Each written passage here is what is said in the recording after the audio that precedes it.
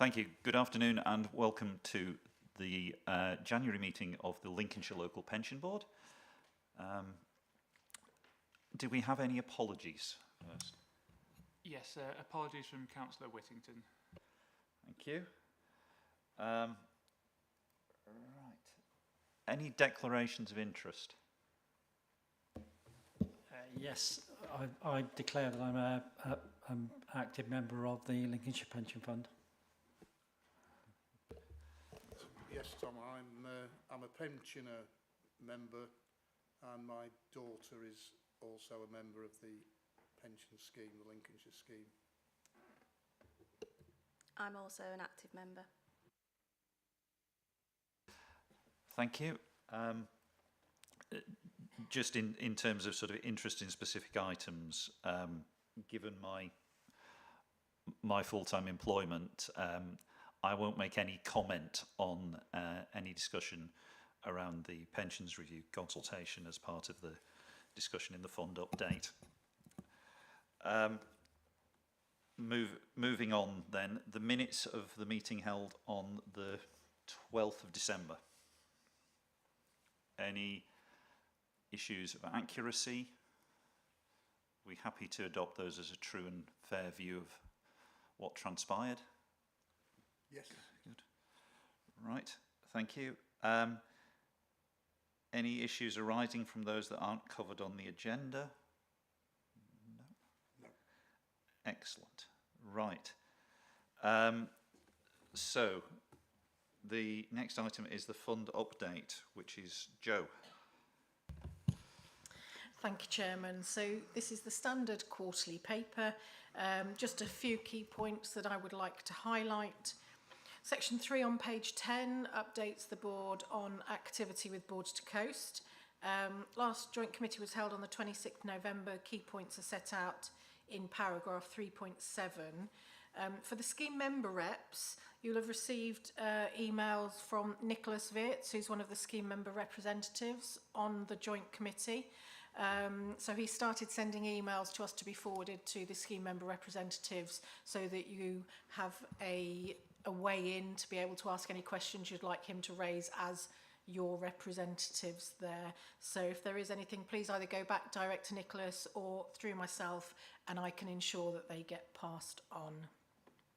Next meeting of the JC is the 25th of March and members are reminded that as well as for those scheme member reps to go through Nicholas or myself, you can also go through Councillor Strengle or Councillor Coupland from the Pensions Committee to pass on any questions or comments. Section 4 gives an update on the budget and business plan, and I can update that the 23-24 accounts should be signed off this week with an unqualified opinion. Section 5 on page 15 covers the draft consultation response. This was circulated on the 13th of December. I received comments from 2 members of the committee who were both content that the response reflected the discussion that had been had at the December Pensions Committee.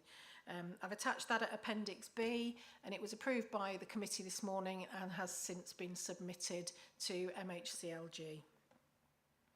And finally, section 6 just gives you an opportunity for any comments or questions on the papers that have been brought to the Pensions Committees, either held in December or the one that was earlier today. So that's all I was going to mention, so I'll be happy to take any questions. Thank you. Right. Colleagues. Dave? All I was going to ask Jo, on if I may ask you, on the questions, the consultation questions. I don't know, there's 30, is there more or more? From Lincolnshire, from a pension fund Lincolnshire, is there any specific parts of that questionnaire that you would like just to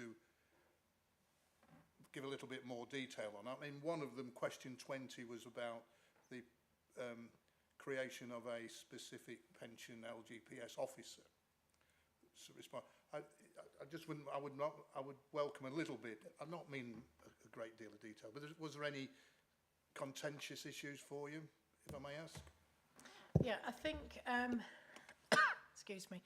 The The senior LGPS officer, we see actually as quite a positive move, in that it would, there are some areas where there is conflict, and there is always potential conflict between the administering authority and the pension fund, and some funds don't really have the correct resource in managing the pension fund. So creating this position just puts the pension fund perhaps on a better footing to slightly stand alone.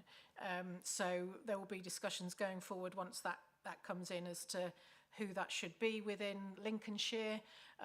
Within the guidance, though, it's somebody who is day-to-day job is running the pension fund. So I don't want to jump to any conclusions, but it might be me.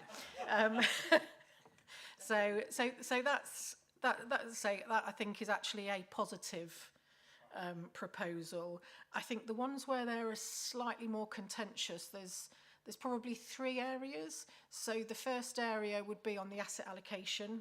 So the 2016 consultation set the requirement that pools would provide the implementation of the fund's investment strategy. So the asset allocation, the setting of the strategy would be done by the funds, the pools were there to implement it. Now that was always a very grey line as to where the asset allocation, strategic asset allocation sat and implementation began, as to how far down did asset allocation go. So was it equities? Was it UK and global equities? Could you say we want Japanese smaller companies? How far down that went? And funds all interpreted that quite differently. I think what this does is set quite a clear line, and some funds are unhappy with how high up that line is on the asset allocation. So the proposed template basically says kind of equities, bonds, property, I can't remember the exact things, but it's very, very high level. So it feels as if it's pushing fiduciary management onto the funds, that the pool will basically make all of the investment decisions. And you'll have heard through the pensions committees previously that concern that decision making, that ability to have any input into that has already diminished. So this is kind of a further drawing of the line as to what pensions committees will be expected to do and what pools will be expected to do. So that's one area where I think there's quite a lot of pushback across funds. The second area would probably be local investment. And again, there's a vast difference of opinion across funds as to whether local investment is your administering authority location, whether it's your region, whether it should be UK. Some funds have embraced local investment, George's fund being one. Some funds have always said absolutely no, which is our fund. So there's quite a wide range of opinions on that. So the response we've put is saying basically we want that widest opportunity set. Lincolnshire may not give us the same investment opportunities as perhaps Greater Manchester or perhaps West Yorkshire or some of the big metropolitan areas or perhaps some of the counties elsewhere. So that's an area where we'll have to wait and see how they come back and define that local. And the other area would probably be about the pool being the primary investment advisor. So this is, at the moment, we obviously have Hymans Robertson as our investment consultant. We have Paul Watson as our independent investment advisor to the committee. The consultation is very much against funds using investment consultants. And that the pool should be assisting the funds in setting their strategic asset allocation and then going away and implementing it. Now, I think the committee has valued what Hymans have done for us over the years. We value the input of the independent investment advisor, and our response is that basically they should all be at the table in setting that advice with the fund, providing that advice for the fund and working with the fund. Concerns over kind of the pool setting, marking its own homework, as it were. If it's saying, well, we'll tell you how you should set your asset allocation and then we'll invest it across the funds. Just that slight concern that will they always do what's best for each fund, each underlying fund, or is it actually what works best for the pool company? And I think one of the concerns is, whilst we have a very good relationship with Border to Coast, and this is not against Border to Coast per se, this is about where might this go in the future. You know, a lot of us have been there since the beginning, building Border to Coast. 10 years down the line, it might look very different. And just that concern that funds still need to be able to have that independent oversight, challenge, and input into the role that they have to fulfil. So I'd say they're probably the main areas where there are differences of opinion. The Border to Coast response was shared this morning. We will share that round everybody now that's been finalised. I think they actually did a good job of trying to balance the views across the various partner funds, which is quite a difficult thing in some areas, but I think it's a reasonable response and as balanced as can be. Can I just ask then, did Border to Coast, prior to them submitting their response, see ours? Did they know what Lincolnshire Pensions' thoughts were or views were, to take it into account? So there were a number of discussions and workshops with fund officers and Border to Coast. So Border to Coast have not seen the Lincolnshire response, but all the partner funds were involved in agreeing and finalising the Border to Coast response, including the Joint Committee, who had a workshop last week to go through it and put in their input too, and they saw it at the Joint Committee meeting as well. It was discussed at the Joint Committee meeting back in November. So the Border to Coast has taken the views of all the 11 partner funds in putting forward their response. And I think the consultation was only 9 weeks, so it was shorter than some standard consultations of 12 weeks. It was over the Christmas period, which takes off another 2 weeks. So I think given the time constraints that's been had, there's been a lot of consultation with all the partner funds, with the Joint Committee, working with Border to Coast to get that response as joined up as can be.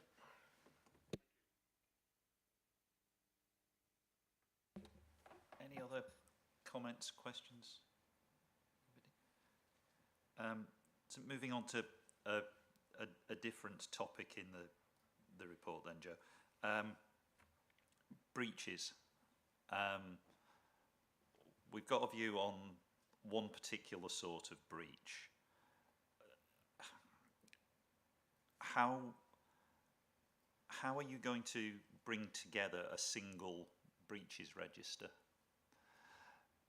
That's clearly what the regulator is looking for. They want, you know, regardless of the fact that Matt's doing the administration in a different place, they want a single breaches register because it's the fund's breaches register. Yeah, this is something that we need to do some additional work on, because we aren't necessarily aware of the underlying breaches on the employer side, for example. So obviously there's other breaches that could be there, but on the employer side, we aren't necessarily aware of where employers are not. We know when they're sending in their data. So that's the bit that we can monitor, data and contributions. The quality of the data is something that we don't particularly have detailed oversight of, where West Yorkshire themselves are missing deadlines. We don't have that clear communication at this point. So that's an area of work that we've got to look at, how we can ensure we have full oversight of all breaches. Okay, there's nothing else on that. Okay, we can move on to the regular admin report. Matt. Thank you, Chair. This is the West Yorkshire Administration Report for July to September. So the first item on this report is about performance and benchmarking, or key KPIs, key performance indicators. They're broadly very good. We succeed in most areas. What we've listed here, which is page 46 in the pack, I think, are the ones where we haven't met them. But for the most part, there are justifiable reasons. So I think the first thing I'll do is draw your attention to the penultimate column to the right, priority. The first one is a top priority, number one, and the rest of those KPIs that don't meet are second and third level, so invariably don't involve payment of benefits to members. But death in service, which is a bit of a headline event, sounds quite worrying. We have missed because forms have been returned late and have missed the payroll deadline. There could be various reasons for these, tracking down beneficiaries don't understand, you have to walk them through the process. It's clearly a worrying, upsetting time. Needless to say, if the payroll is closed and we haven't presented the forms in time, then it can't be paid. Lump sums would have been paid a lot quicker, so they should have received some benefits. We do still succeed in most of these areas. The average or the expected time for the KPI is 10 days. This case, there was one particular case that was quite outstanding. It was quite long-winded, that pushed the average up to 13 days. It's a miss, but it's not by a mile. Okay. The interfunds, and the interfund linkings, ins, outs, quotations. Yes, we've got ongoing issues with these reported before, not ideal. Cases were paused because of the removal of GAD factors and the delay in replacing them, but also our systems haven't kept pace with the changes required for remedy. So not only are we performing these manually at the moment, but because of remedy on McLeod, there are 2 manual calculations, so effectively doubling the time taken. So we are struggling to get those out the door on time. Deferred benefits set up on leaving. This is a tier 3, there is no payment involved. The statutory requirement is to inform scheme members that have a benefit deferred to a later date, but not necessarily to provide them with the figures. We send the letter out within the 2 months, that's the statutory requirement, and as soon as we can, it has been in the past like that, as soon as we can, because of resources, staffing, numbers, we then do the calculations. By the time we look at these calculations, they have often failed a KPI.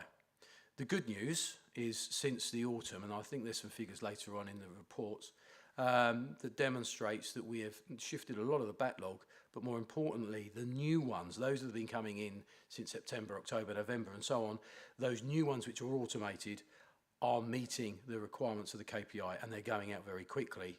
The older cases are being looked at manually, they're in the system, and they may have some queries on them as well. So until we've got rid of those, and we will eventually get rid of those, I don't think this is going to meet.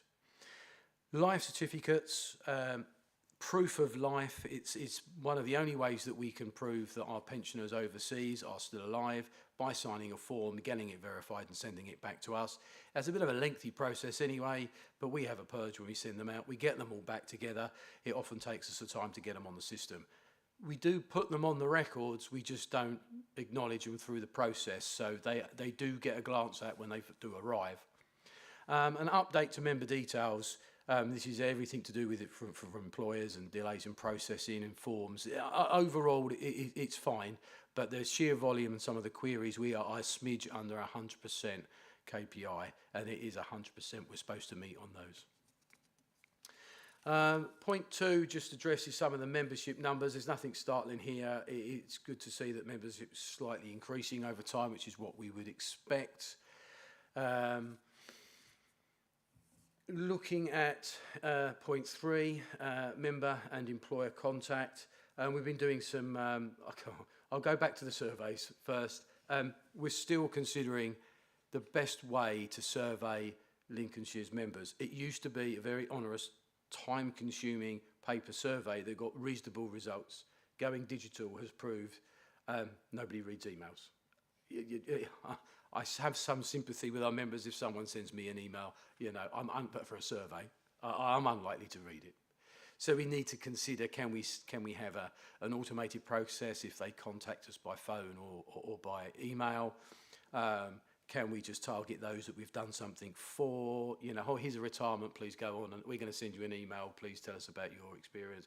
Maybe there's a bit more work we could do, I'm not really sure. But what we do know is the numbers returned are low, and the surveys don't really carry any value.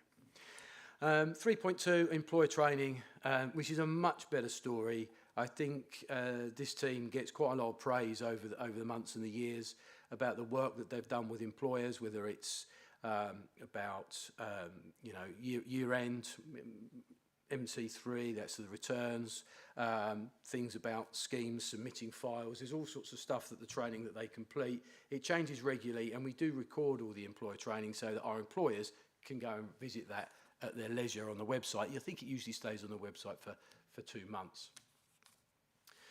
Point 4, internal dispute resolution procedure, IDRP. We have a 2-stage appeal process. So someone may raise a complaint, and we would talk to them, and usually and mostly we would resolve it at that point. It's informal, but if they're not happy, they will go to this informal or this formal complaint, IDRP stage 1, where somebody independent to this file would look at this and assess whether the regulations have been applied correctly. We have a stage 1 appeal that came in September last year. It's about to transfer, but although it's logged with us, it's about to transfer out. The real complaint lies with the receiving scheme. But of course, there's a transfer here, there's a transferring out scheme and the transferring in scheme, and you can't have an IDRP without involving both parties. But it's not aimed at Lincolnshire or the administration, so I'm not too worried about that. There's a stage 1 appeal against an employer. It has been resolved because the challenge was about an ill health and meeting the criteria. The employer has looked at it again at the request of West Yorkshire, and had tier 1 ill health has been paid, which is brilliant. Stage 2 appeals, there are none, which is excellent. I'm very happy to say that administration, employer, pension fund, clearly we're doing something right to have no stage 2s. But we do have a couple of pension ombudsman cases outstanding. I looked at these before I came in, and it occurred to me, have we chased? And the pension officer, pension ombudsman might give a short shrift, but I've put it to my colleagues that could we just make contact and see where we might be. Just to clarify, we as the admin authority and the administrator have quite clear set periods to respond to a stage 1 and a stage 2 appeal. The pension ombudsman is under no time constraints whatsoever. They have also had last year some serious cyber issues, and that they already had a backlog before that. So I think if we contact them, particularly that one here that's almost 3 years old, they'll probably just say that it will be done when it will be done. But I'll ask my colleagues to chase up. Shared service update on staffing. Finance had 3 vacancies for the period of this report. 2 retirements and 1 new role created, but I'm happy to report we have filled all of those, so no vacancies there. The service centre recruited 7 pensions officers, and then in the autumn we recruited another 6 pensions officers, and the last of which started just after Christmas. So again, fully staffed there. So I'm really pleased about those. Technical team and employer team, they didn't have any vacancies either. So for the first time since I've been on board for 3 years, we are very close to being fully staffed. That's over 200 members across West Yorkshire Pension Fund, members of staff. Resourcing. So resourcing has been somewhat of an issue at times. We do have backlogs, we acknowledge that. We have had vacancies, we have had people that aren't very experienced, but I think that we have turned a corner now. Not only with the recruitment to staff, and where we can't recruit to a senior pension officer, we've been allowed to recruit to additional pension officer, and over time we expect people to have experience and be promoted.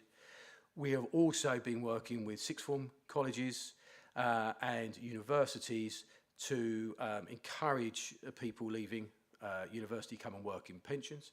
I mean, who knew there was, dozens of different careers, from administrators to legal experts to HR, payroll, all within the pension industry. So it's not quite as boring as people make out. So sixth formers that don't want to go to university and graduates leaving, we have got one starting this year. So hopefully we're resourcing for the future.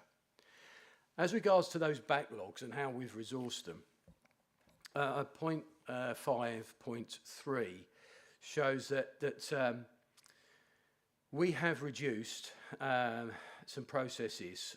This is on the deferreds team and the Lincoln's teams, so the two areas that we failed on the KPIs. Since November, we have reduced the numbers from 983 to 610, so that's 373 off that backlog target. And I alluded to this morning about outstanding work. In January, there was 16,086 active processes in the system. This is January 24. As of November 24, 10,991.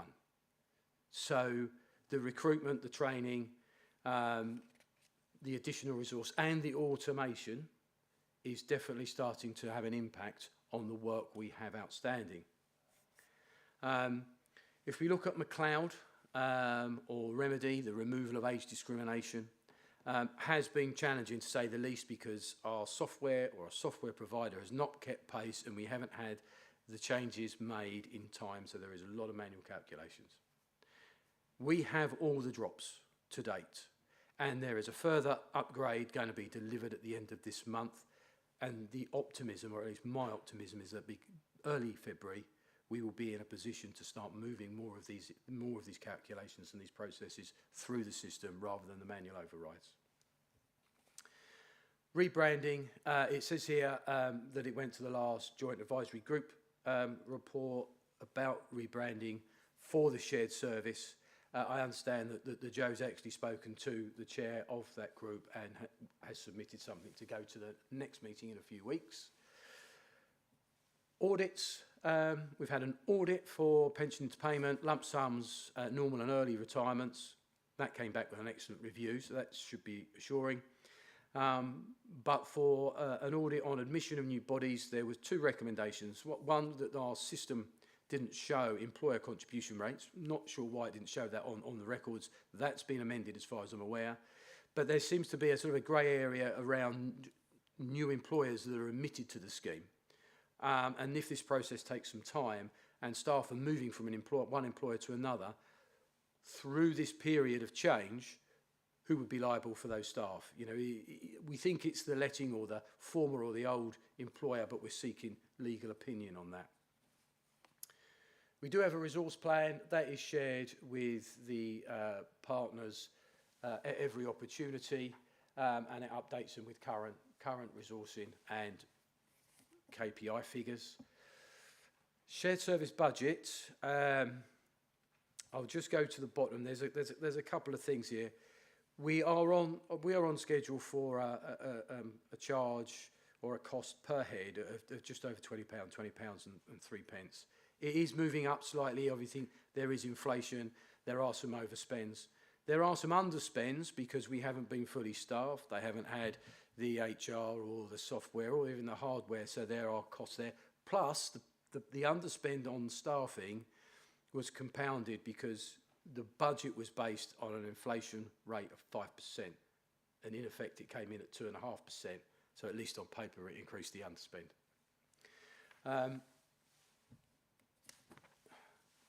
We just go through. 5.9 risk register. We present this at the shared service meetings.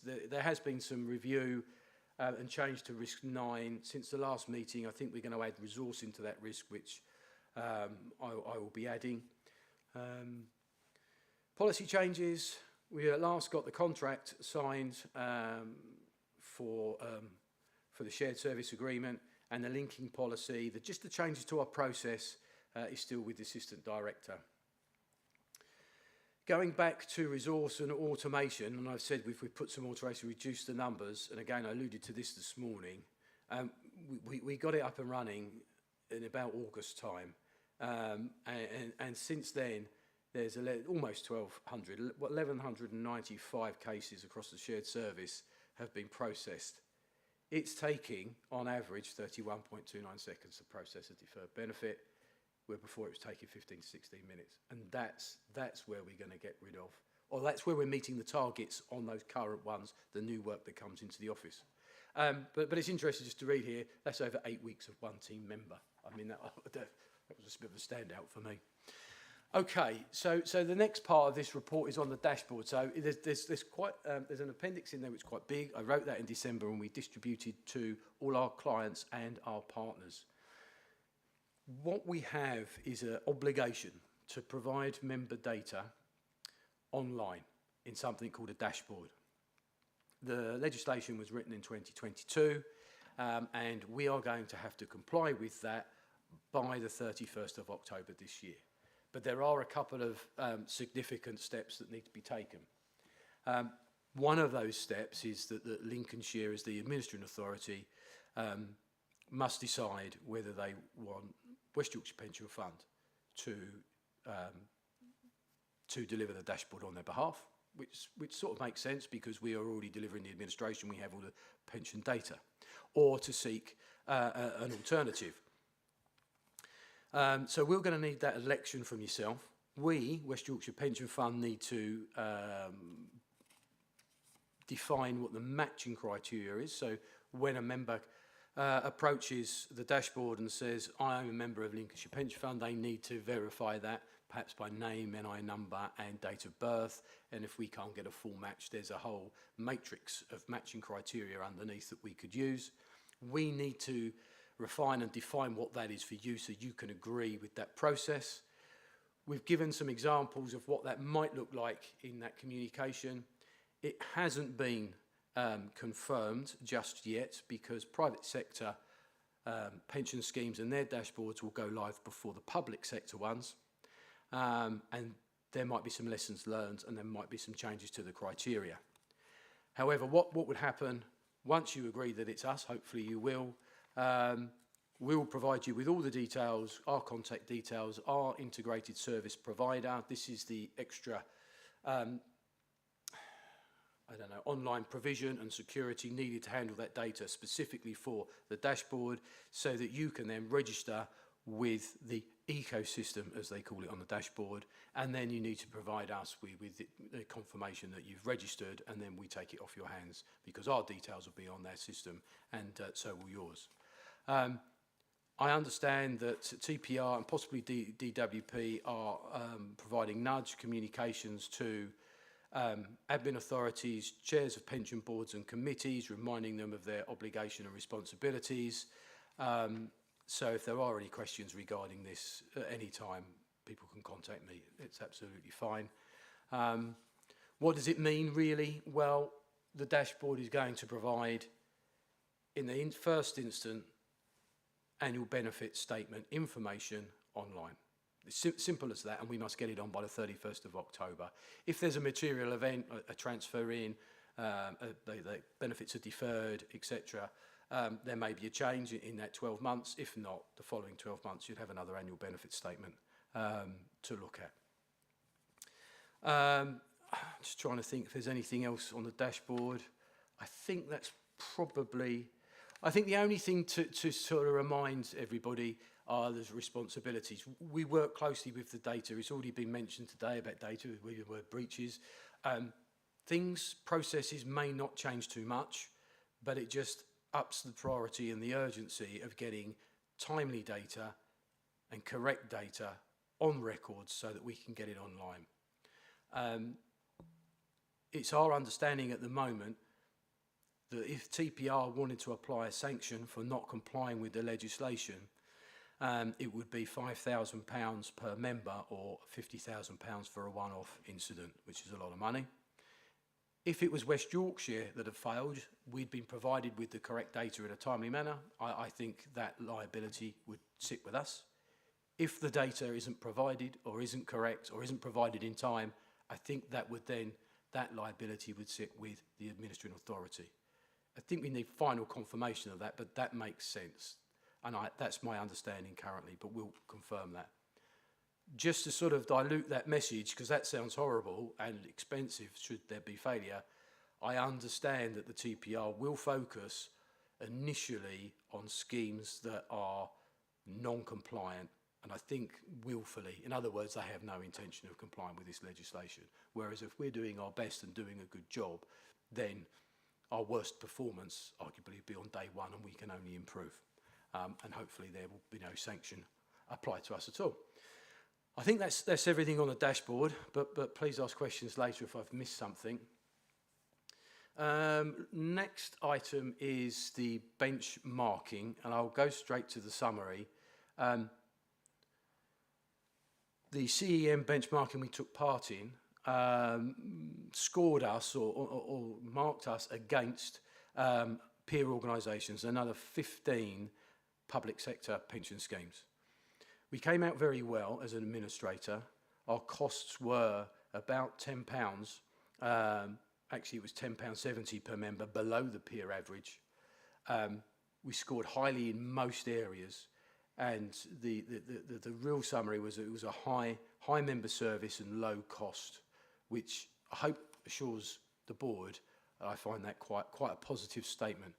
I understand it's not just about costs, it's about service. So because it says member service, that's the bit that particularly pleases me. I think that I'm not going to speak about the regulatory update. At the time of the report, obviously the pension review was prominent, and we've put that in. But that's obviously being gazumped by what Jo's already going to put in her reports. So that's the end of my report, and I'm happy to answer any questions. Thanks, Matt. Colleagues, questions, points? Kim?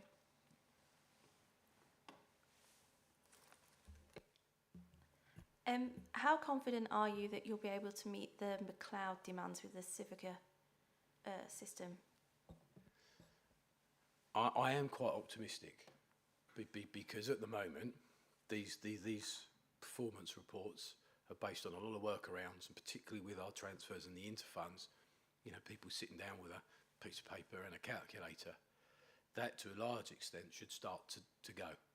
Yeah, we will have complex files, and that will still happen. But now I'm hoping that the majority of our calculations will be back on that system.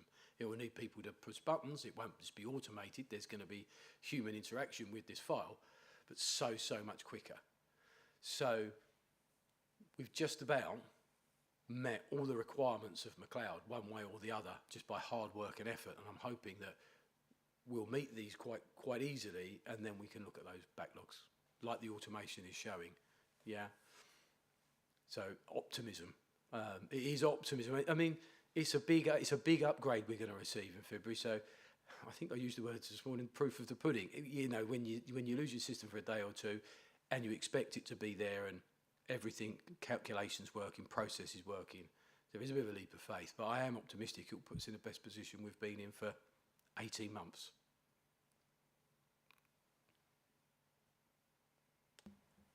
Matt, is that just natural optimism, or optimism based on interaction with Civica, given the experience with Civica in previous releases?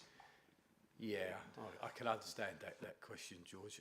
It's a little bit of natural optimism, because I know that would give us a system that is comparable to every other Civica client. Because although we've had the drops for McLeod for Remedy, our system isn't necessarily the most up to date, you know, whether it's version 1 or version 100, whatever. So we know, talking to our colleagues at those clients that have it, they do seem to have better functionality. I do think they have some issues as well, like we always do, but I believe that, as I said, that will put us in the best position that we've been in for at least 18 months. If the calculations are on there and functioning, then we're halfway there. Even if we had issues on the process, at least we've got the numbers, we can do the calculations.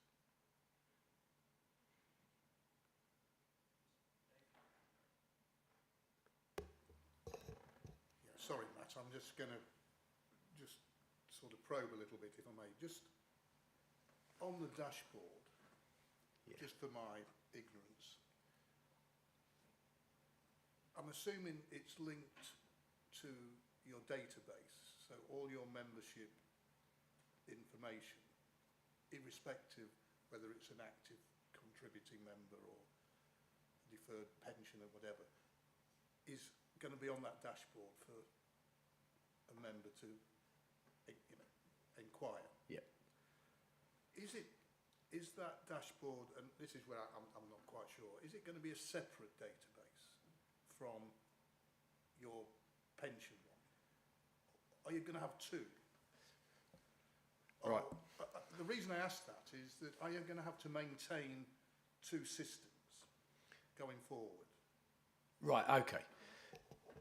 Let's clarify the members first. It is active and deferreds, but not pensioners. This is people that have an entitlement to a pension benefit. And I understand whatever a dashboard that might be, private or public sector, that's what we're looking at. Okay, and then I should point out that our dashboard is going to be run by the Money and Pension Service for all of public sector. Private sector, there will be one more, a dozen of their own dashboards that they will access. Okay. For our one, we have Bravura, an integrated service provider, an ISP. Now, as I understand it, and I am a non-techie, so if it doesn't make any sense, I'll get a written response from our IT, is they are there as the extra security. They will have that pension dashboard data, yeah? And their system, which they run, will look after how people access their benefit values, yeah? If there are any partial matches, mismatches, there's queries from members, we would do that. So I think I'm less worried about the systems, because our database is all separate. You've only got the annual benefit statements going on to the dashboard, so that goes over to Bravura and stays there. So it's not the whole database that we've got for you. But I would be more concerned about the impact of these contacts coming through to our contact centre and the teams. That's where I think we may need to do a little bit more work.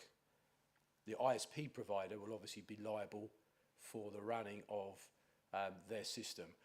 There is something I didn't mention this morning, data sharing agreements. I think the data sharing agreement with Lincolnshire might need to be tweaked to have a line in there to mention the dashboard and the ISP provider. And I should have picked that up this morning, Joe, so so does that sort of, as a non-techie to a non-techie, does that make sense? Yes, Matt. Yeah, I'm just thinking from my past sort of roles that an additional sort of link to somewhere else, if I may say, that, albeit it's all going to be secured, just adds that little bit more risk. And I'm just asking whether you've got that risk managed. You think you have. I think we have. I mean, we have been working for 18 months or more with Bradford IT, our own internal IT team, which is quite big for such an organisation. And we are in frequent discussions, if not monthly, every other month with TPR. They know what our plans are. They know what we've put in place. They know what our approaches are to the data matching and things like that. And we've been getting green lights right along the way. And we've even given them some ideas and thoughts to take away to apply to the whole thing of dashboards because of the way we were looking at security and matching and criteria and all that. So I think as much as, because it's unprecedented, we've never done anything like this, as much as we can say as we prepare, I think we're in a really good place. I also think because we're going to have to start testing in the spring, we're not just going to launch in on the 30th of October, load up the data and away we go. We're going to have to start putting some data on there and testing it from, I don't know, but I'm guessing a little bit about April, May onwards, and give us time to then look at what happens to that data. I may mention, because I would be, if I was in that role still, anxious that we get this spot on, and because you're sharing a lot of data, aren't you? With in some respects, it's going across the wire. It's got to cross a bridge to get to the ISP provider, yeah, and then they hold the security to access to that. What reassures me is they haven't got access to the rest of that database. That's the bit that I think is quite clear. So, you know, member A wants to see the values on his annual benefit statement. That's all he can see. If he wants to know anything else, he's got to come to West Yorkshire. Nobody can see the benefit values that have been put into payment. No one can see anything else for any other member, because that data is not going across. So, yes, it's unprecedented. We're going to test it. Yeah, we would be anxious, but I think we're in a good place. Good, thank you. Just something following up on the dashboards, Matt, and it links to the branding thing. One of the things we've mentioned before in terms of branding is that pensioners see West Yorkshire Pension Fund as the entry on their bank statement. Yeah. Given that you will be projecting all this data into the dashboard from West Yorkshire, Yep. Can we be assured that a member of Lincolnshire Pension Fund will see you have a benefit entitlement with Lincolnshire Pension Fund when they look at Money Helper? That's exactly how I think it should work. Okay. That isn't the answer to the question I asked. Okay. So let's carry on with my answer and then see if we match up somewhere in the middle. I understood that on the dashboard, the whole point is to understand who you have a pension with, who the members are with, yeah? Who is the contact details. In this case, it would be who is the administrator. So that would be us. So it would say Lincolnshire Pension Fund, for example, West Yorkshire Pension Fund administrator, and then there'd be the contact details, which I'm assuming would be ours. But I get the point. It should be quite clear that they are a member of the Lincolnshire Pension Fund first, and we are the administrator and contact details second. So I haven't seen a screenshot of how it would look on any dashboard. I don't know if you've been privileged to that. Yeah, That's my understanding. I've seen some. So you get a list of your entitlements. So you might have the Nest logo, then the Lincolnshire Pension Fund logo, then Now Pensions or whatever. And I just have this nagging concern, given these other issues that we continually talk about, that rather than the Lincolnshire Pension Fund logo or the Lincolnshire County Council logo, we get that little black and yellow square that is the West Yorkshire logo. Let me check, because, and as being honest, my understanding, what I would expect to see, I would expect to see Lincolnshire first and the logo, because the whole point is, who have I got a pension scheme with? Well, I used to work in the public sector. Oh yeah, I did work for Lincolnshire. Oh, how do I go and talk to? I don't talk to them. I talk to West Yorkshire. I kind of think it should be like that. Yeah. And if it doesn't work like that, then I would be concerned that we're not quite fulfilling the requirements of the legislation. Yeah. That's okay. Yeah. So, moving on slightly to the backlogs, and thank you for putting more information on the backlogs in the report. There's a couple of questions that spring from that. One is in terms of the automation, what proportion of the levers are going straight through in automation, and what proportion are failing at the first hurdle? Because they'll only go through the automation if they meet a whole load of criteria, won't they? That's right. They've got to be correct. I don't know yet. I have fed back and know. I mean, for example, what's the split between those that have been manually produced and those that have been automated, without considering any failures of this month and last month. So I'm still waiting to see if we can pick that up. I'm not sure that we can yet, so we might have to refine the reporting. But I have to bring that back to you. I can either do a note or we can bring it back to the next one. So but I'm on the same page. I've asked the same questions. because clearly if you can then intervene downstream to improve the lever data, you can get a greater and greater proportion of those automated, which frees up more and more time. The second question, a bit of context. So you've got 10,000 active cases now, which is about a month's throughput. I think the monthly throughput looked like about 11,000 a month. So, I mean, that's all of the shared service, which is fine from your monitoring point of view, but from the point of view of the board, we're quite selfish. We're interested in what the Lincolnshire element of that is. So, could we see those figures for Lincolnshire? So there's a month's throughput roughly at shared service level in terms of active cases, but you've got what looks like about a month and a half's worth that's pended cases. Yep. And this is where pensions officers, for whatever reason, start to play games. So, case is about to come off penned. I've not heard anything back. I'm not going to follow it up. I'll just put it back on penned. And you get cases in the never-ending loop of pending. Yeah. And I don't No, and you possibly can't tell me just based on that, but some of the documents talk about having an age analysis of some of this stuff, and is that something that you are looking to work on and use that to help identify individual productivity and things like individual rejection rates and that sort of thing? Yes, we can look at some of that. I'm not sure about individual rejection rates, but certainly we've been looking at some age reports. You know, a process created at this date and cleared by that date sort of thing, so you can see.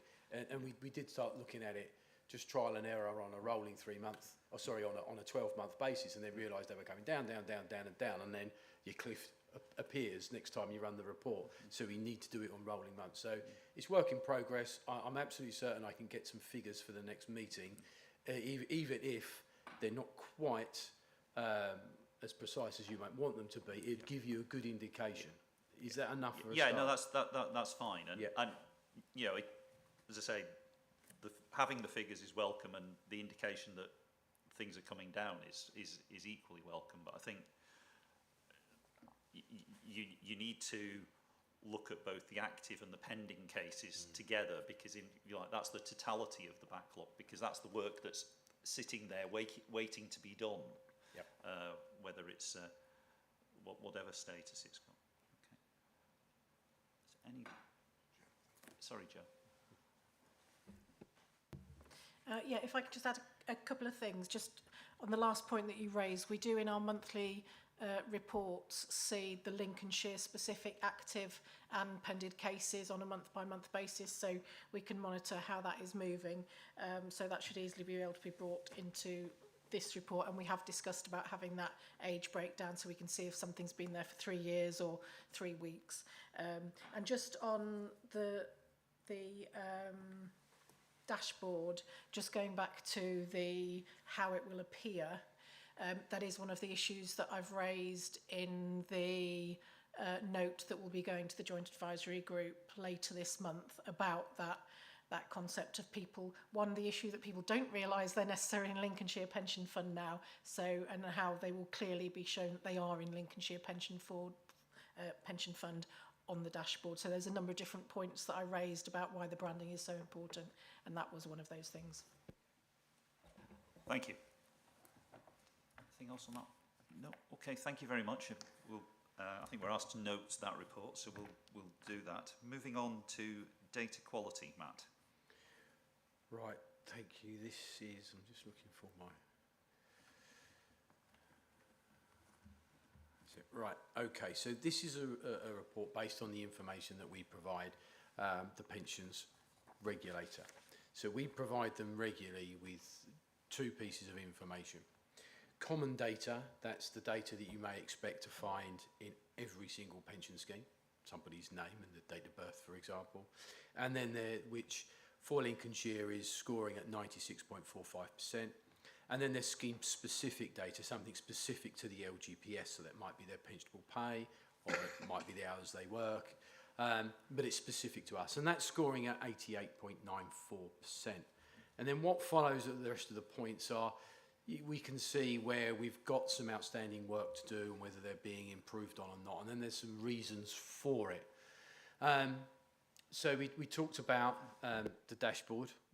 We understand that we're going to go to a framework, the LGPS framework, and procure a provider for mortality and address tracing. And some of these will be improved by that bulk exercise for dashboard. But we have 2,400 scheme members where we have, and they're deferred, but we have no address or they've gone away. We have got a decrease of 28 for those. They've probably contacted us. Their benefits are in payment. We have some here about missing earnings and missing care benefits. I suppose on the one hand it's quite worrying that there's quite a few of these, but in general these would have appeared through the summer for us to look at as a lever, generally a deferred benefit, and the employer providing the information hasn't provided all the information, hasn't provided correct information, and we've gone back to them. So they will naturally drop off as we go through the winter and into the spring. It's a bit cyclical because I think we're reporting from July onwards, so we've been working data that would have arrived in April and May at year Start date inconsistency, there's a lot of these, there's over 4,000. We'll amend these as something, material happens to the file, someone goes from deferred to retired or whatever. The information is generally on the file, it hasn't been transferred correctly to a digital record, and more often than not, these records have been inherited from the previous provider. The next issue is really around national insurance contributions, or GMPs. There's several here that affects GMPs. Again, these are generally inherited from the previous provider. They will be on the record, and particularly in terms of our pension records, we are paying the correct amount, and would always have been paying the correct amount, but generally they're old records. It wasn't deemed necessary to when someone retired to put their GMP value on the front of the file or on the digital file, because at that time it wasn't reported on. So as long as the pension benefits are right and we know the elements of the then that's all that needed to be put there. Again, as there's a material event, we go through the file, we'll find that value and we'll populate the field on the record, and the next time we run the report, there'll be one down. It's long and it's hard, and I know the previous chair discussed this at length, but generally with the numbers and a copy of a paper record at the back of a file is quite a time-consuming exercise. Should we actually run that as a project? But we do work on reducing them. Annual allowance calculations will come off the back of annual benefit statements, so they will naturally drop off because we've gone through the period to provide pension saving statements, so they would have been corrected. And I think moving down, there is a data improvement plan to try and, physically assist in these scores, look at them and address some issues. I communicate with our managers, or the team managers. They assign some of the new staff to physically look at areas, look at this process. Is there an issue with it? Has the field been populated? Manually adjust it, that sort of thing. They look at the process that measures this. It might need a tweak or a change, so there's requests to IT to support us. And even to the point where we know we've completed work processes, but have we tidied up the record and shut the process down? So again, new members of staff go in and they're assigned so many to clear. It is having an effect, but it's quite a long, laborious task. But the upshot is that generally and slowly we are tweaking the accuracy up measure on measure. So June, common data was 96.33, November was 96.45, scheme specific 88.62 in June, and in November 88.94. So they're not great changes, but as long as that direction of travel is upwards and we can demonstrate the work, I'm broadly happy with that. So I think that is the end of that report. Are there any questions? Dave? Yeah. Thank you, George. Thank you. All I was going to ask you, Matt, is that this historic loss, or the data's there, but historically it was not on the member's pension record. Is it then going to be sort of a piecemeal approach where, when, if I may say, a deferred member becomes into payment, Yes. you'll add the missing data to that record? Yes. Yeah. So realistically, the data improvement plan could have some time to... It would, and the plan is ongoing and it gets reviewed, but some of these can be process driven, and some of them, because of the nature of where the data is stored, if you looked at, let's just say it's a pensioner and it's a GMP that hasn't been put on the digital record, there could be 200 or 300 or 400 pages of documents. You probably remember all the ones that were paper documents that then went on to fiches that then went on to the back of the records. Somewhere in there will be the correct GMP, so that if that pensioner dies, particularly if there's beneficiary, there's a spouse or a child, we would then have to go through that file and find that GMP and then put it in the appropriate place on his record. And next time we run the report, that's one less. But we haven't got the time or the resource, and I don't think the outcome is beneficial enough to actually go and look at those 4,000 records and pull them out. And it's going to go on for years. And I just hope that everyone concerned understand, yes, it shouldn't be like that, but as I said, it wasn't required to be reported on back in the day, but we understand that actually that's probably about the best we can hope for at the moment. George, I don't know if you realise, but about 18 months ago, we did look at one of these, I don't know what it's called now, a digital reader. Yeah, and it could go down and it could lift that out and drop it on. And it is possible, but from memory, the cost was about £150,000, and it wasn't beneficial.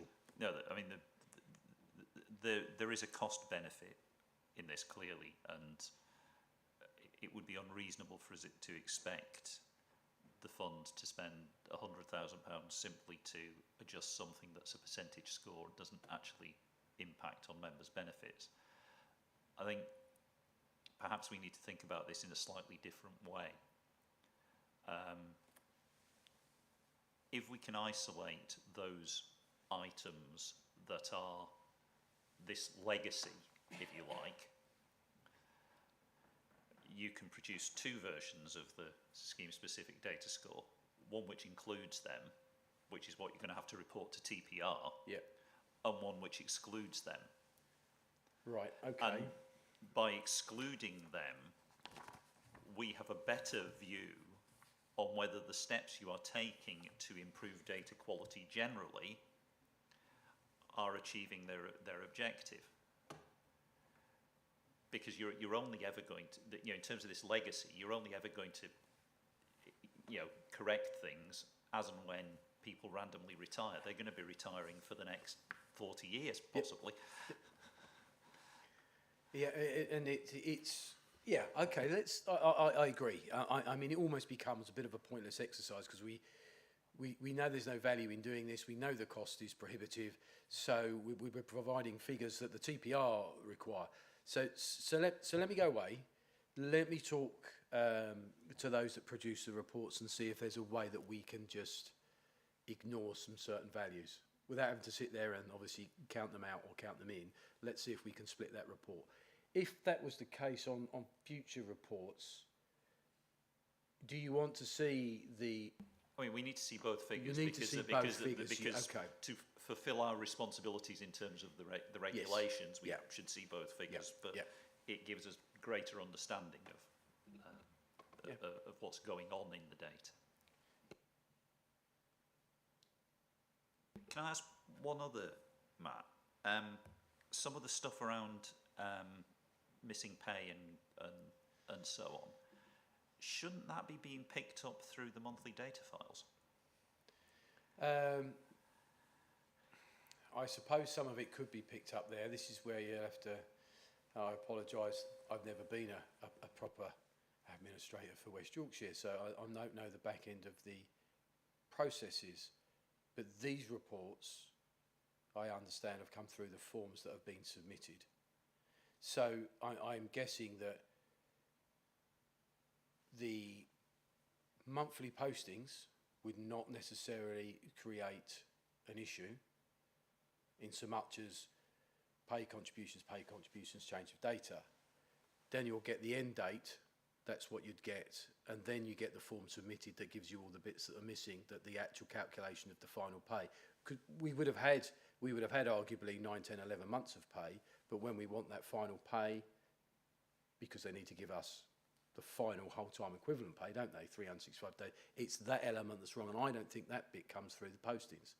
I'm not 100% sure of that, but I don't believe it does. I believe it's submitted on the form. So we get the monthly stuff ongoing while they're active, but when they leave, the final tallies, the final totals, the total pay should be on the form. And I know I've got colleagues listening, so they'll be able to start looking at that or tell me I've got it completely wrong. But that's how I understand it. And that's why I think this is cyclical. As we go through April and May and then we report on what we've got here in July, there's been a lot more lever forms. Sounds a bit old school saying lever forms, but it's lever forms and it's the data on that. I believe the monthly postings would be correct.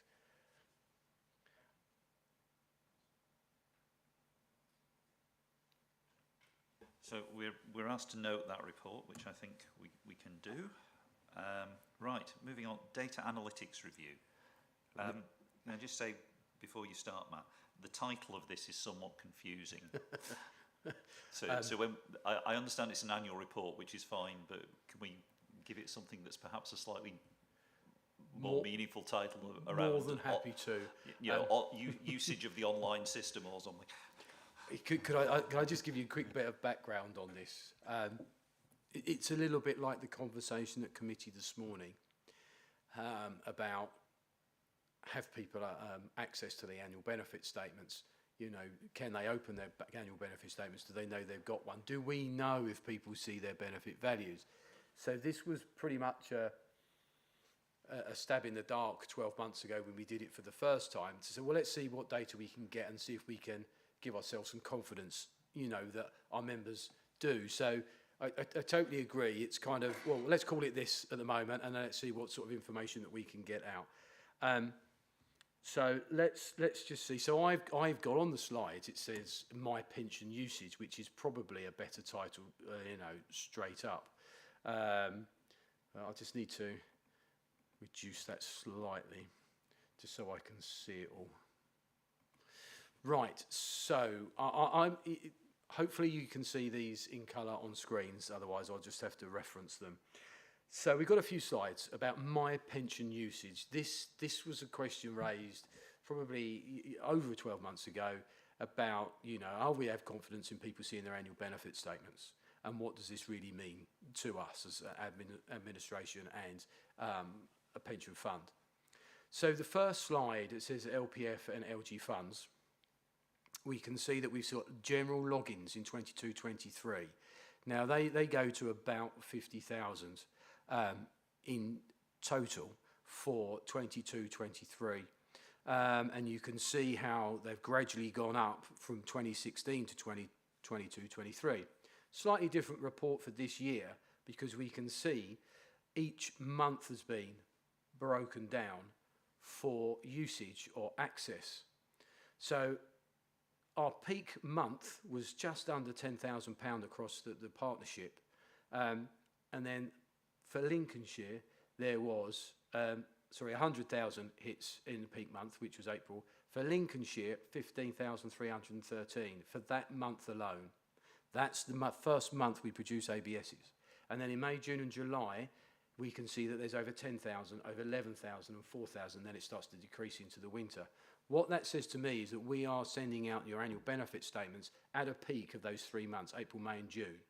The email has gone into their inbox, the members' inbox, and that has sparked their interest, and they've gone and looked at their annual benefit statement. So the two graphs, for the second year we've run this, the two graphs aren't really comparable, and I'd like to have seen this split out, but I don't put these together, so I'll be taking that one back.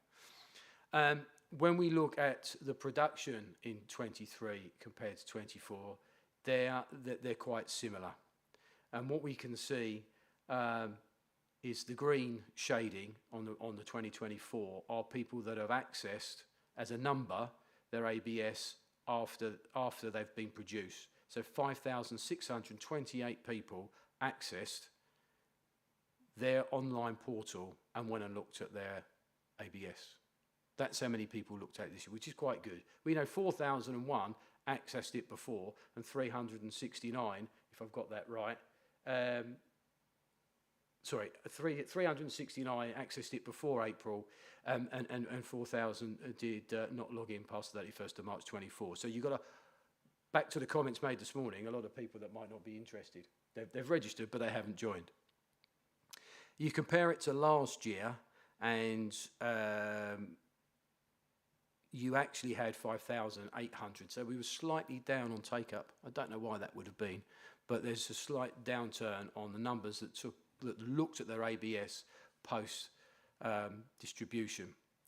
If we look then at what they can now do on the portal, so not just the annual benefit statements, our members can look at or produce estimates, so LG shared service funds.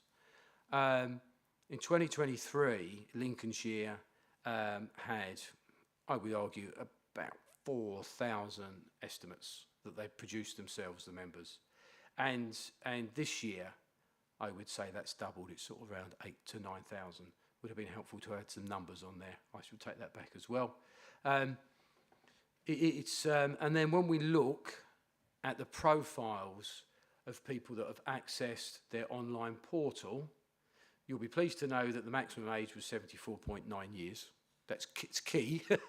That's key because any member that reaches their 75th birthday should, on that day, the latest day possible, receive payment of their benefits. They're not allowed to be in the scheme after.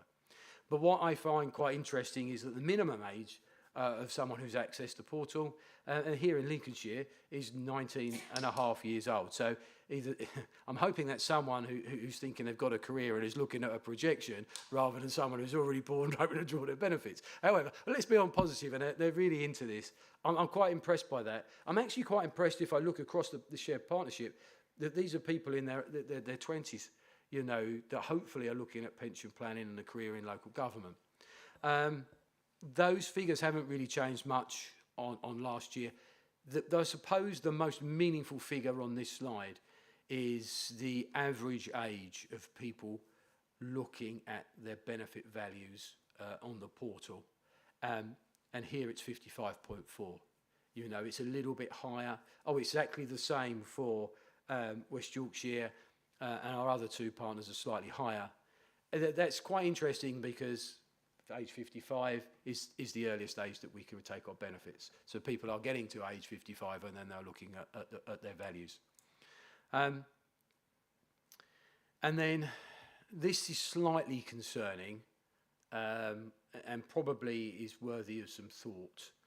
We can see the opt-outs here on the last slide. These are not, so we've got numbers on the right-hand slide for 2024. We haven't had 7,143 opt-outs this year. That's how many of your membership are opted out, whether they did it this year, last year, the year before. So, you know, look, comparing to last year, we've probably had, I would say, probably in the region of about 500 odd people opt out in the last 12 months. Now, I know nationally, opt-out rates run at broadly 10%. We can't really do much about that. We can't talk to people about opting out or going into the 50-50 because it could be deemed as advice or inducement. But actually, having these high numbers of your fund as people have opted out is slightly concerning. That's opting out of e-communication, it's not opting out of full. Sorry, yes. Sorry, I can't even read my own slide. Can I just retract from that? Forget about the opt-out rates, but I think it's slightly concerning that 7,143 people have opted out of the communications. And we're struggling to communicate that to members. Maybe that should be something we can join up with employers with some statements about joining. The benefit values will be on there. They will always be on there. If you don't see it, it's still put on there. And those that do opt out, obviously just get a paper document every year, and we don't know whether they'll read that or not. So sorry about that, I got carried away on that last slide. And that really is it from me on these. Let me know what you think. I'll take any questions on these slides. We are developing our own portal, and I'm hoping that the reporting of the new portal will be better than this. This is Google Analytics. And I can see that it needs a bit more work, but it is the second year that we've put this together.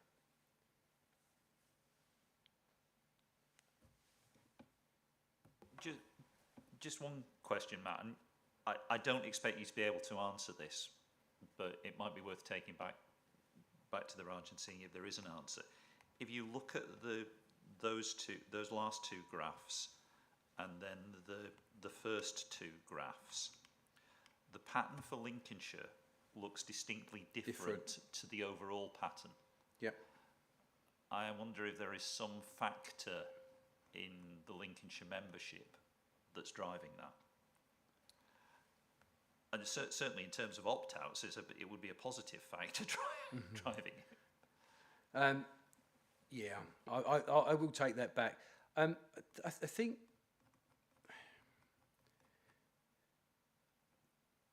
Yeah, I'll take that back. I mean, the only thing I would comment on the ones, the total logins, is it is quite possible that there were a lot of the bigger ABSs for the bigger employers went early, so we had a higher hit. We've been a bit more steady here, and that's not a bad thing. But yeah, let me go and take that back. I don't know about that one at all. So.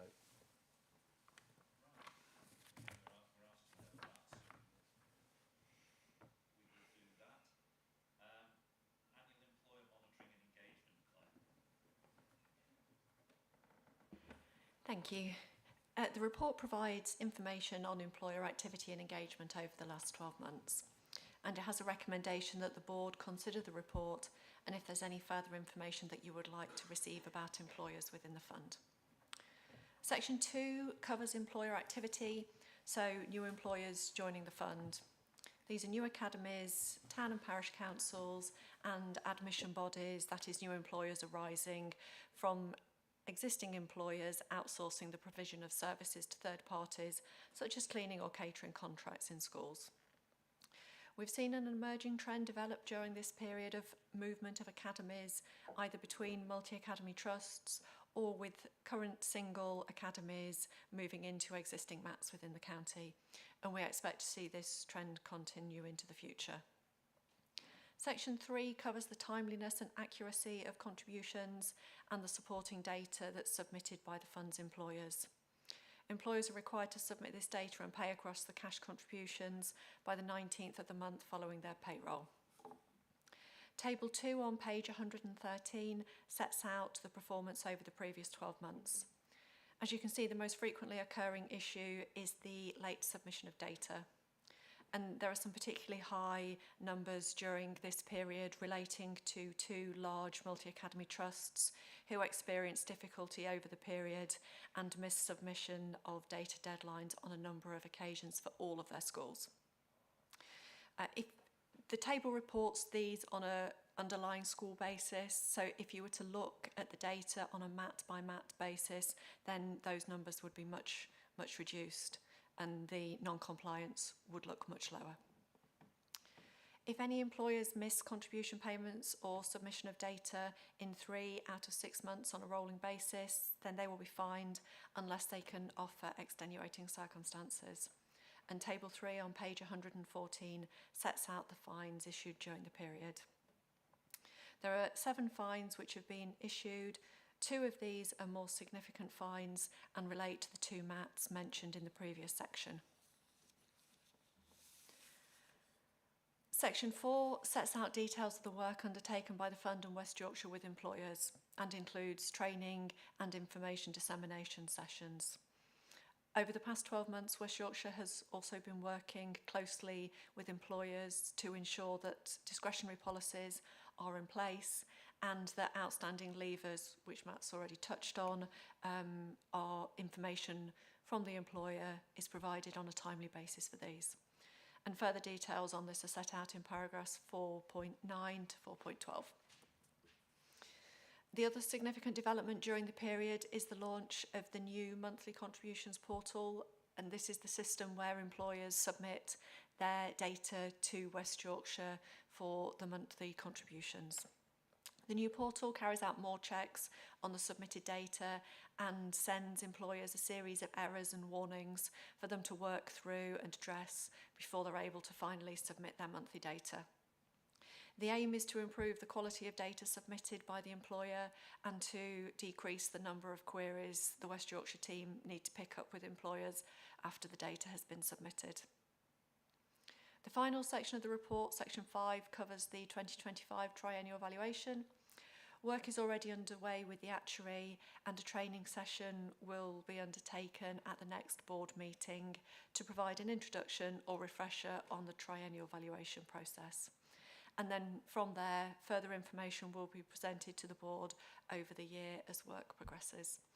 And I'm very happy to take any questions on the report.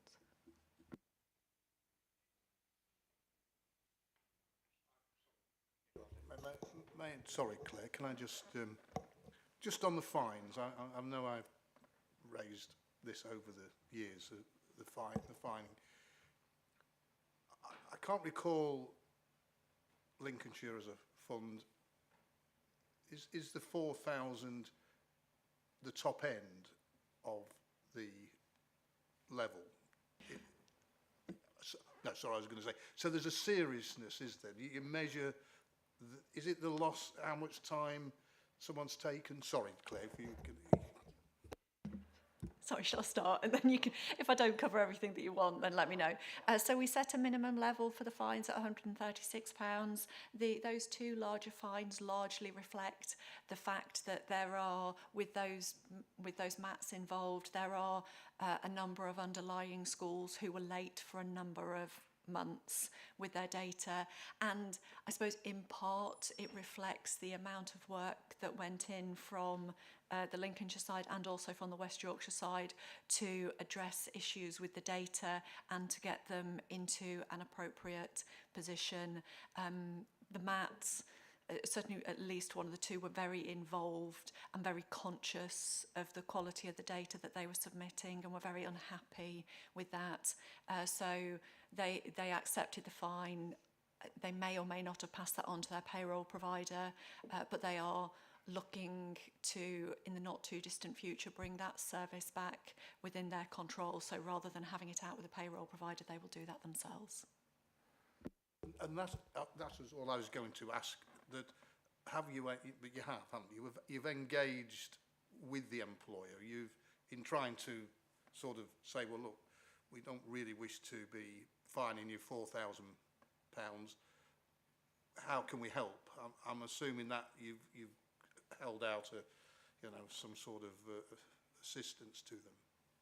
Yeah, so every month that an employer's late, they're contacted to let them know that they're late and what the process is in terms of fines. But it's also about reaching out to them to be helpful and encouraging them to do the things they need to do. So although fines are a stick, however small you might view that as being, ultimately what we really want is for those employers to do the things that they need to do. We've got a member of the team who 100% of their time is spent working with employers, and we're very lucky that Josh, having moved into his new job, had done that previously. So both Vita and Josh are very proactive with employers. They're in touch with them, they're in touch with payroll providers to make sure that they're doing the things that they should be doing and understanding why they should be doing those things.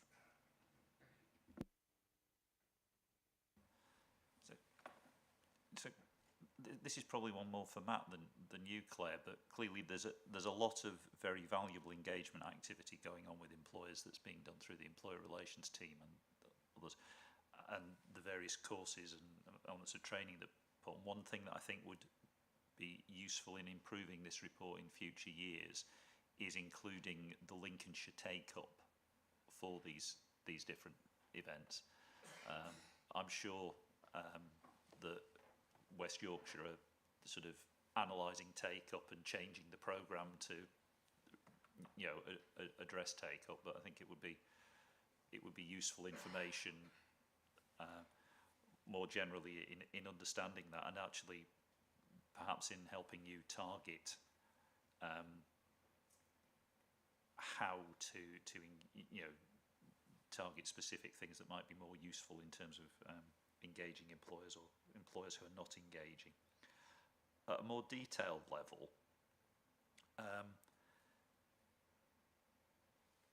a lot of work's been done in reducing the number of outstanding leavers. The graph that's at page 117 would appear to indicate that that's had no discernible effect over time, and I think partly that's because the graph only represents that fixed period. I think you would see a different seasonal trend if you extended the graph backwards. But also, I suppose, I would hope that the average age of an outstanding leaver has reduced as a result of all the work that's been done. Yeah, actually, that would be a different presentation of the information, which might be quite helpful. I did go back to West Yorkshire about this because it kind of, all the messaging is that things have improved, and then you see quite a spike in September, October. I'm told that that's a sort of seasonal effect from academy schools as people finish at the end of 1 year and then maybe leave or don't have continuing contracts. But yeah, it might be quite nice to see if there was some information which showed not only the numbers but how long they'd been stood there for as well. if I can just add to that, we do actually now get that in our monthly reports, because we have said, just seeing the number of outstanding leavers and the top 10 establishments isn't really any help if they're all last month. So we now do have in our monthly report, so that should be something that we can easily bring into this on an annual basis to show how that's reducing.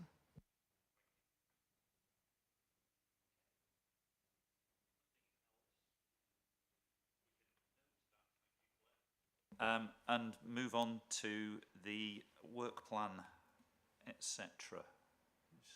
Is this you, Claire, again? It is me again, yes. So this is the board's normal opportunity to discuss training and to look at the work programme for future meetings.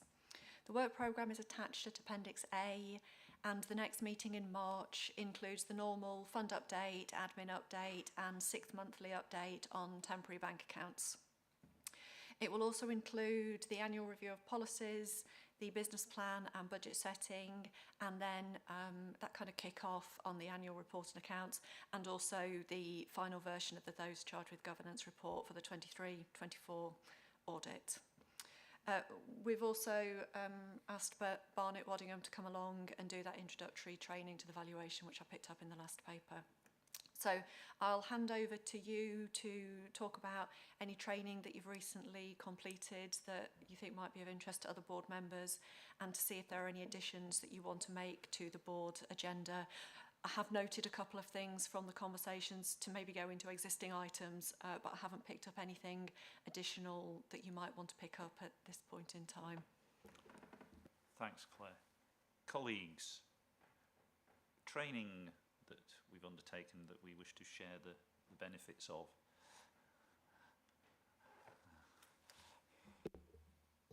Well, I can't declare I've actually attended anything formally. It's the same sort of keeping up to date with emails coming in and all what I pick up from Hyman's and different sort of providers. What I have actually in my own way is I've requested to join the National Knowledge Assessment that is going to be on the 27th of January. I did mention this to George, who tells me that I'm not sure. Did we submit anything as a fund? No. We didn't take part in it because of the timing of county council elections and the possibility of current members not being on the committee. So if we put together a training programme from the results of that, actually we would be faced with a whole load of new people from May anyway. I'm signed up because I think it'll be interesting to hear what's happening across the country anyway. So I am signed up for that, which is, well, a couple of weeks' time, isn't it? So it's not that I'm not interested, it's just at times I look at what I think is going to be more useful for me. So that's where I am at the moment. I have virtually completed all my Hyman's online training packages, which Joe will probably be quite pleased about that now, as I'm on the modulate now. So that's where I am at the present moment in time. I've done all the current issues on Lola that was outstanding, and I know I've had emails about a training next Friday, like an online thing with Lola. Okay, right. One of the things we discussed earlier was we suggested the training with Barnett Waddingham next time might be useful if we did that jointly with the committee, and might be more cost effective for the officers in terms of time. It's not so much a request for any specific item, but I think perhaps you might want to consider how best to make use of the board in support or pre-legislative scrutiny, if you like, of the work you've got to do in terms of introducing changes coming from the pensions review, you know, the sort of good governance changes and so on, which I'm sure you'll be trying to do in advance of of regulation anyway, because that's the way you work. So it's an offer of help and support from the board in helping you work out what to do. Thank you. Can I add something that you might want to add to the list? Obviously, we've got the cybersecurity training in a moment from David Ingham, so that's looking at it from a wide top-down perspective. The next step in that we would suggest is asking West Yorkshire Pension Fund to come and explain what they do, how they do it, so we can get the assurances as to exactly what they do, and from that then we will look to bring together a cybersecurity policy, which is a requirement under TPR's general code. So you might want to look to add that onto the agenda.